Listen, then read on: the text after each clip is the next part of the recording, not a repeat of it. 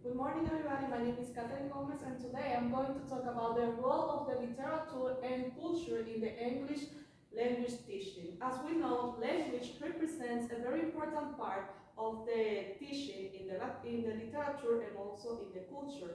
First of all, what is language in this case? Language in this case is going to be a transmitter where we can transmit traditions, feelings, emotions, and habits. When we master the language with the literature and the poetry, a human can express and reflect their souls.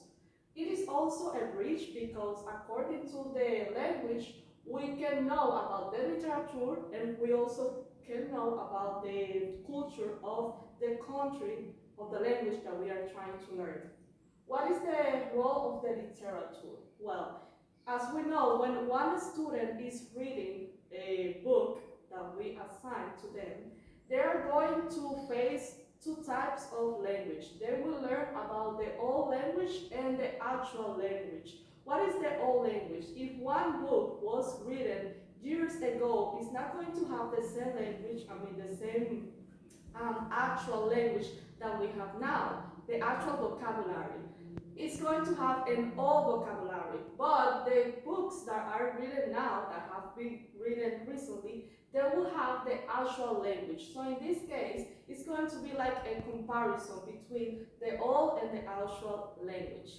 In that case, students will ask to us, what is the language that is being used here? It is the American English or it is the British English? In that case, the best answer we can give to them is that it is a nowhere English because it doesn't have any specific place. It will have some grammars and some vocabularies from American English, and it will also have some vocabularies and grammar of the British English.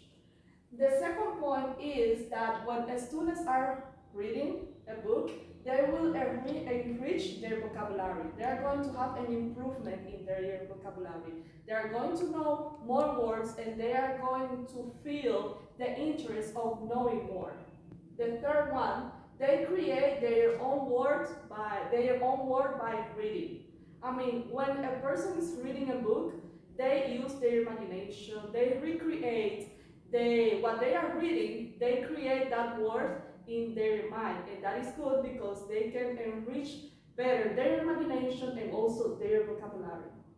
The number four, they improve their writing and pronunciation. Once a person is reading a book, they enrich their writing because they realize how a word is reading properly. And the pronunciation, obviously, when you are reading, you improve your pronunciation. The fifth one is students get to know the culture of the language that they are learning. This part is very important because with a book you can get into the era of the part of maybe a place that is being described in that book. Okay, so using the imagination and also the things that are being said in the book, the students can understand and can learn about the culture of a country. In this case, let's say that it will be North America or British, okay?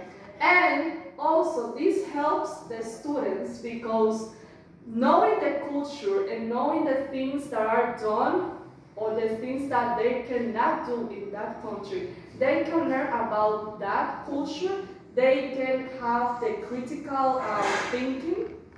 They can create their personal information and ideas because sometimes we get information about a country that maybe for us is okay, but maybe for other person is not okay. So when they learn about the culture and they learn that maybe in that country there are things that are allowed that maybe here in our country are not allowed, they can understand how they can have a conversation with that person.